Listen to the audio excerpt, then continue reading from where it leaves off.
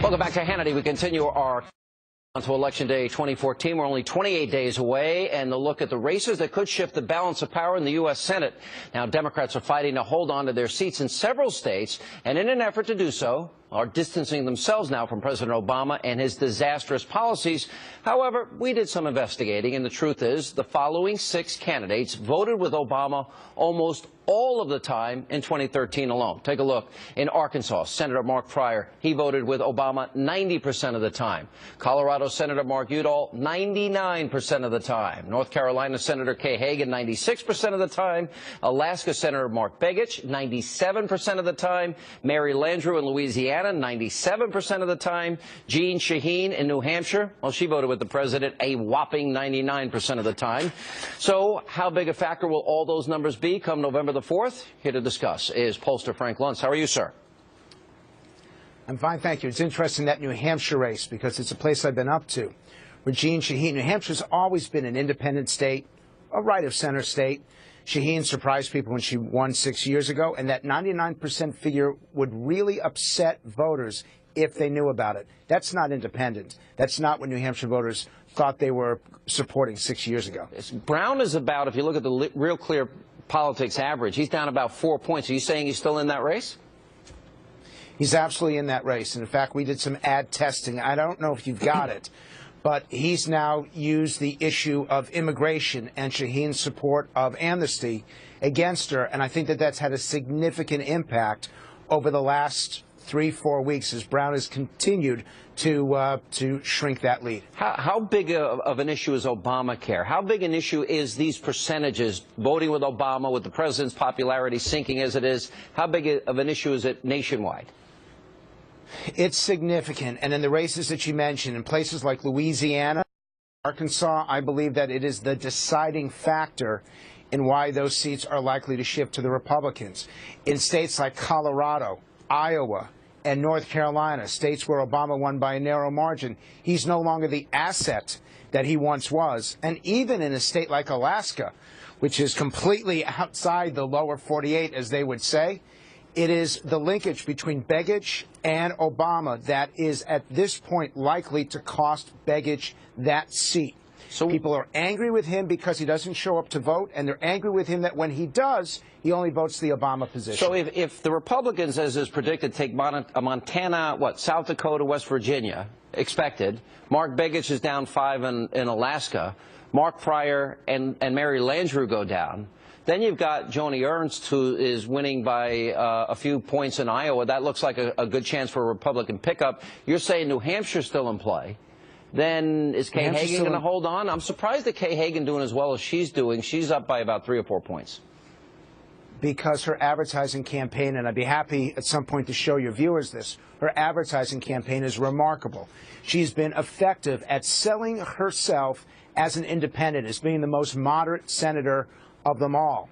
And frankly, the Republican campaign has not been as effective as it could be. She votes with Obama 96% of the time. That's not moderate.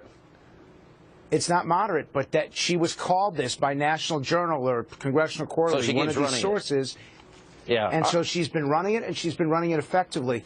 But, Sean, your viewers need to follow one other state, which is Kansas. This is the most vulnerable Republican in the country. Pat Roberts. Kansas has voted, Pat Roberts has voted for John McCain and Mitt Romney. Overwhelming. It's been a landslide there. Roberts is even losing Republicans. And what I don't know Kansas understands is that they could actually give Barack Obama his majority in the Senate if they throw Pat Roberts out. Orman is an independent. They asked the Democrat to bow out of the race. He wouldn't even say up until recently who he would caucus with. We all know that it would be the Democrats.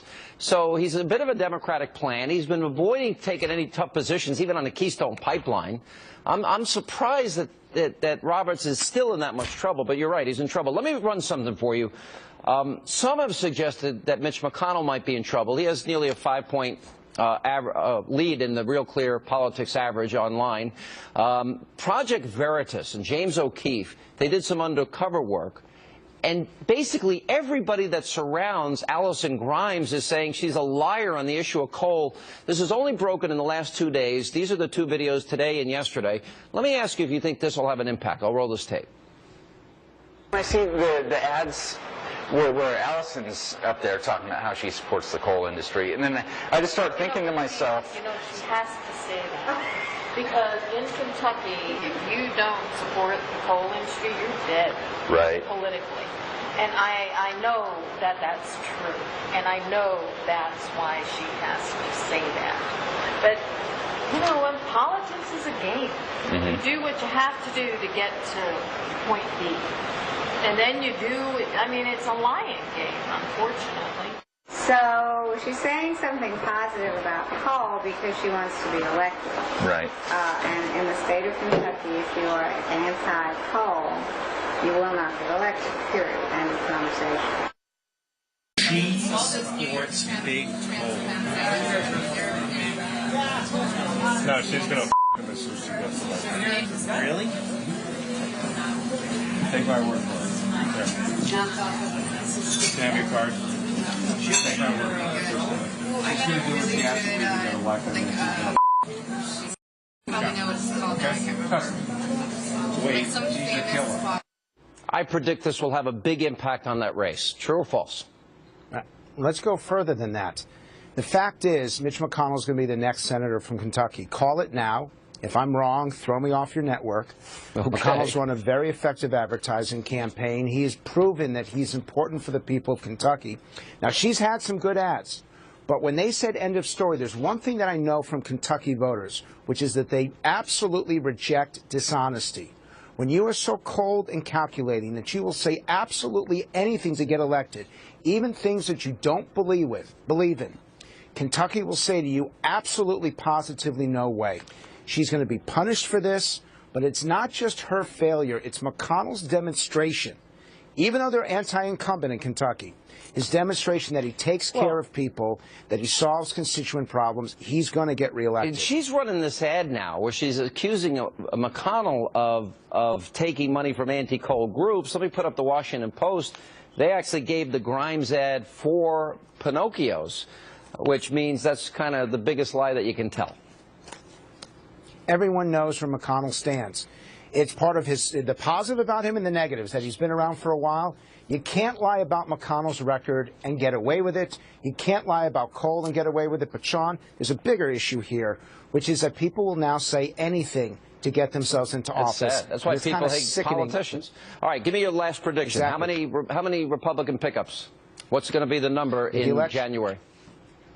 If the election's held today, it's going to be really narrow, but the GOP will end up with 51 seats. I actually think it's more likely that they end up with 50 than 52, but at this point, they get the majority. It's up to Republican voters in Kansas to determine whether Barack Obama will have a Democratic Senate. Take that to heart. All right. Frank Luntz, good to see you. And coming up next tonight on Hannity.